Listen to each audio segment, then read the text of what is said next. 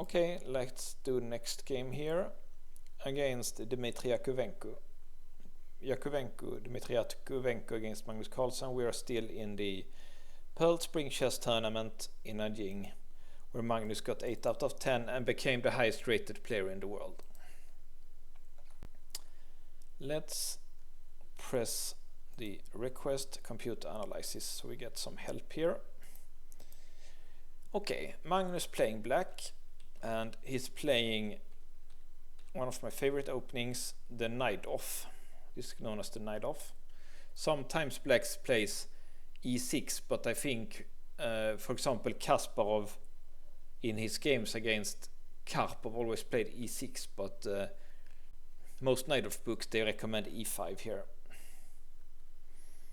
And Magnus doesn't play this one so much. He prefers the Sveshnikov. It's a little bit similar setups, but the Sveshnikov is more forcing and it's much easier to analyze to the end with black, and it's good for a player like Magnus who has the best memory of all the chess players. He has like 10 times as good memory capacity as the next chess player. So, but this is a normal opening here in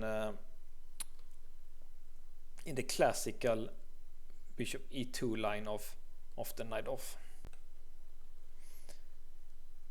So this is like black is playing a setup is just developing his pieces, and white also. So but this knight b6 is a bit interesting, that he wants to try to get the bishop pair, and that's a fine maneuver to play.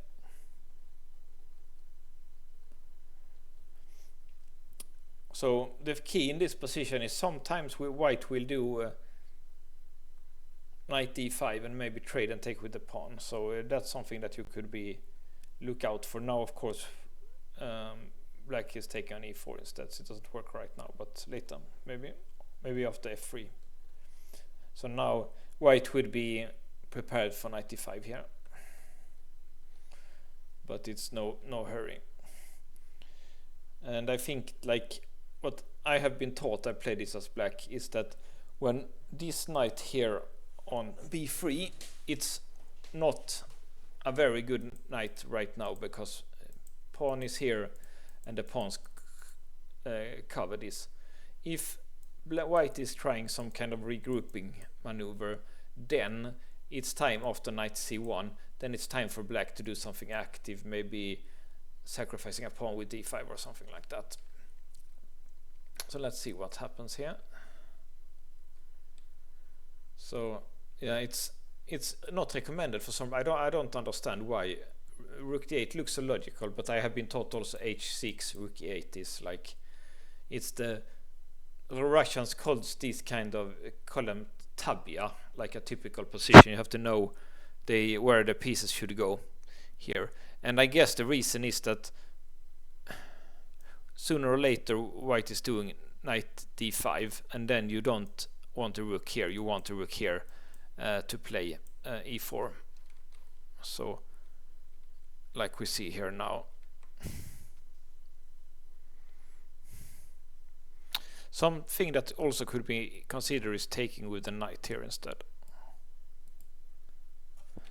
I guess this is the problem, that he can't go back. I think this must have been one of the problems, that he loses the exchange here. But actually computer doesn't think that's too bad actually. That's interesting.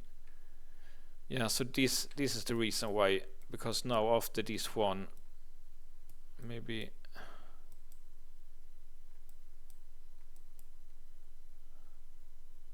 no, the computer doesn't like that anyway, so that's pretty interesting. Okay, let's see the game here. He took with the bishop. That gives this square for the rook, so he doesn't have to sit on c7, so I guess that's the point. And for example now, of course, like having the rook on e8 would have been a lot better than on d8, so that's the reason. Okay, so here Magnus should have played a typical move in this position. Should have played like this.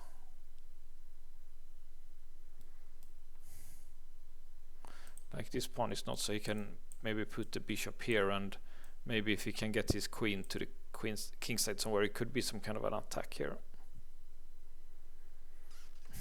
And again, like, he's not covering here. That's also strange. Like,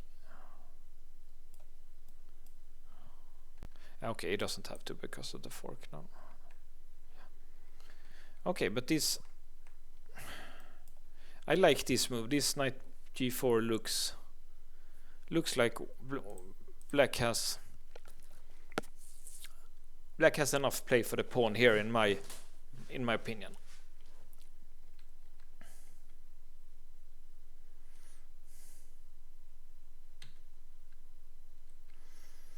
And this is normal for white. White wants to push and then push again and get a passer here on c6 that should win for him. So that's white's positional ID. And now we put the rook to right square.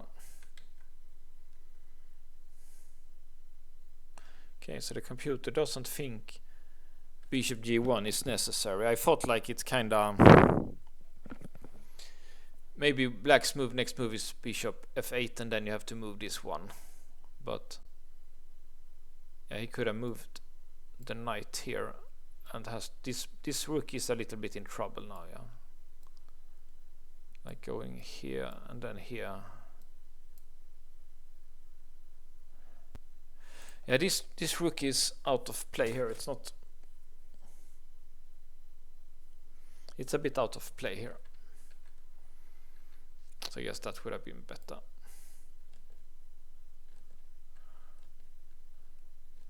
But now when this is dominating here in the center, the position is fine for black. That's also a nice tactic. He can't take an f6 because c1 is hanging.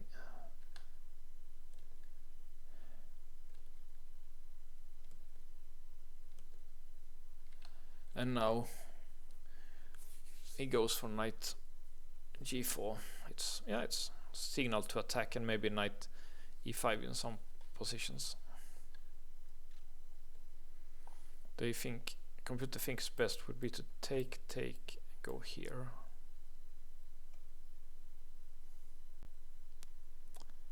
Yeah, it's look fairly solid for white, so it looks quite even.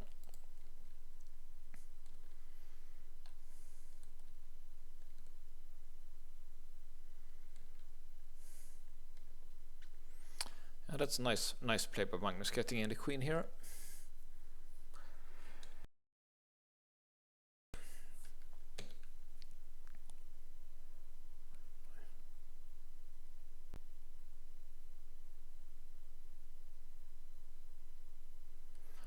Okay, it took giving up his bishop for the knight. It seems obvious to do that, but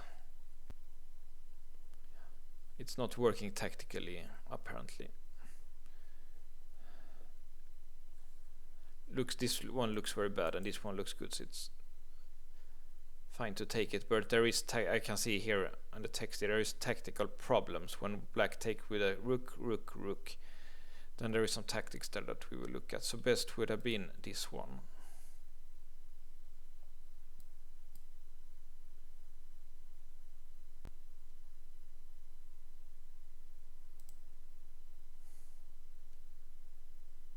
Okay, and maybe some kind of tactics like this. That would actually be possible. Like, let's say you c5, and yeah, then this one is winning actually, this, because it threatens a mate here, and then takes so it's normal for white to take this one. It looks quite dangerous, but it doesn't work apparently. And here Magnus makes a blunder. He should have taken with the rook instead of the bishop. So what happens then? He plays just a move here.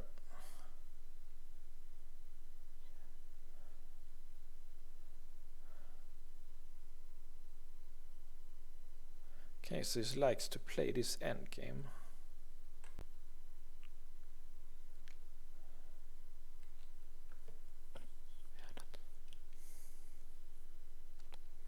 Yeah, this one looks better for black, definitely. These pawns are very weak, and if can probably do something tactically here. Black's king is safer. Like a queen trade would also be dangerous for very dangerous for white because of something like that. Okay, so but there must have been some tactical problems why bishop e3 is bad. I see. Problem is that it's a pin like this. Yeah, so he has to put the pieces very, very awkward here.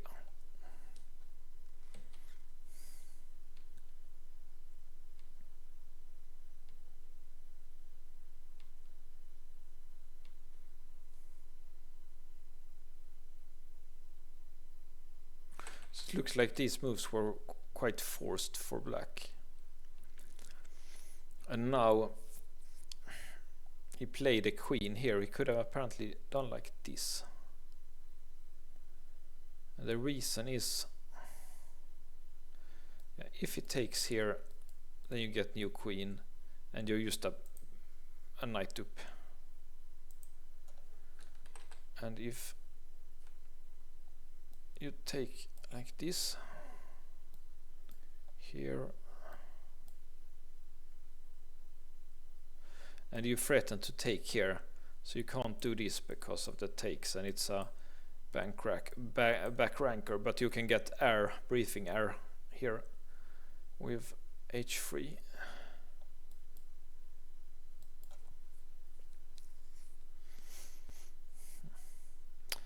Okay, so this, yeah, you never want the queen as a blockading piece here, so the computer says it's winning for white, but I don't really see it. I don't see it, but I'm gonna trust the computer here that it's just too bad to have this setup here.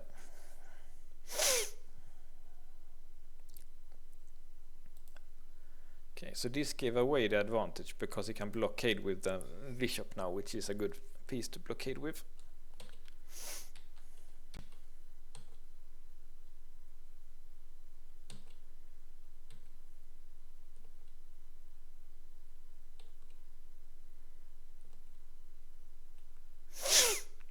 Okay, so 92 was a big mistake. Should have done here.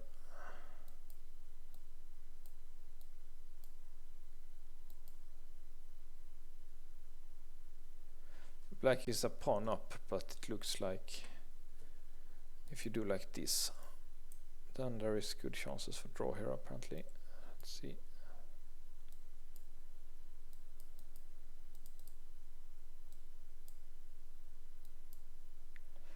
Yeah, so what black has 3 pawns for the knight. Should be a draw here, I think. Okay, so this was bad. Let's see how Magnus punished it. He didn't apparently. Let's see here.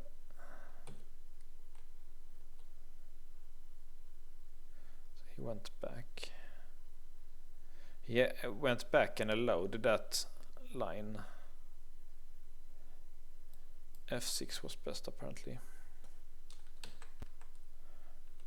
Okay, but he went back and now he went here. That was also a mistake. Yeah, it's like all mistakes here now.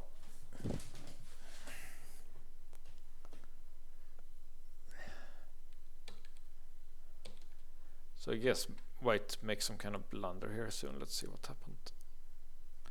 Knight threatens here.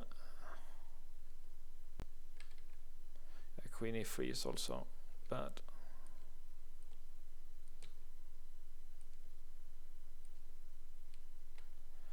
This one was bad. It's time to get the king out.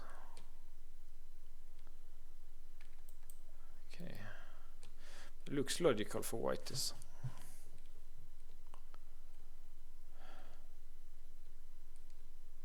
Okay, he lost that for nothing.